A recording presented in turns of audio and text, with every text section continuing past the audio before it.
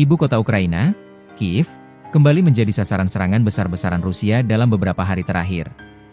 Serangan yang berfokus pada fasilitas energi dan infrastruktur sipil itu mengakibatkan kerusakan signifikan serta mengganggu layanan publik di sejumlah wilayah kota. Wali kota Kiev, Vitali Klitschko, mengatakan bahwa rentetan serangan tersebut merusak jaringan energi dan memicu gangguan pada layanan pasokan panas, termasuk di kawasan Desnyanski di bagian timur laut kota. Ini merupakan serangan musuh yang besar-besaran, ujar Klitschko, Kamis 14 November, dikutip AFP. Layanan air dan listrik terganggu.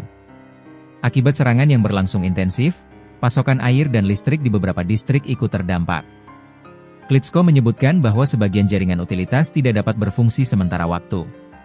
Pemerintah kota menurunkan tim darurat untuk menilai kerusakan dan melakukan perbaikan. Namun hingga Kamis malam, sebagian wilayah masih mengalami gangguan layanan. 11 warga terluka, termasuk perempuan hamil.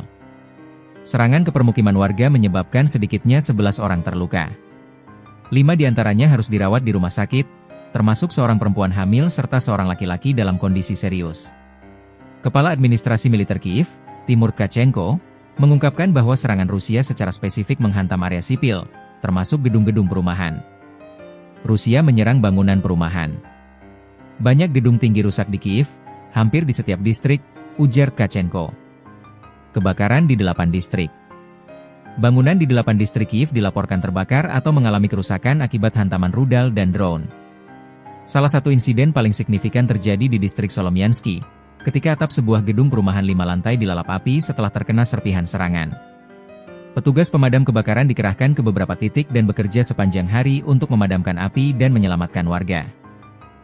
Tekanan dari negara barat meningkat.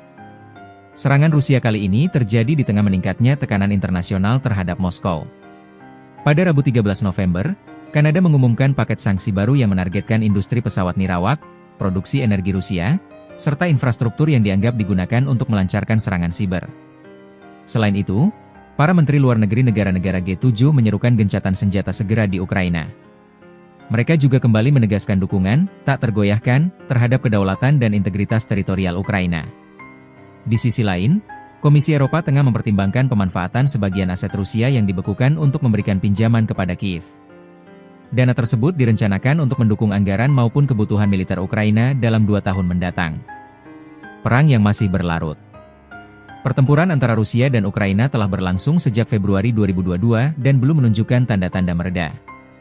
Meski berbagai pihak internasional telah berkali-kali menyerukan gencatan senjata, langkah itu belum terwujud. Sejumlah negara juga telah mengajukan proposal perdamaian, namun tidak ada satupun yang diterima oleh kedua belah pihak. Di lapangan, situasi kian memburuk, terutama dengan meningkatnya serangan Rusia ke ibu kota dalam beberapa hari terakhir. Pemerintah Kiev meminta warga tetap waspada dan mengikuti instruksi darurat, termasuk berlindung di tempat aman ketika sirene peringatan serangan udara berbunyi.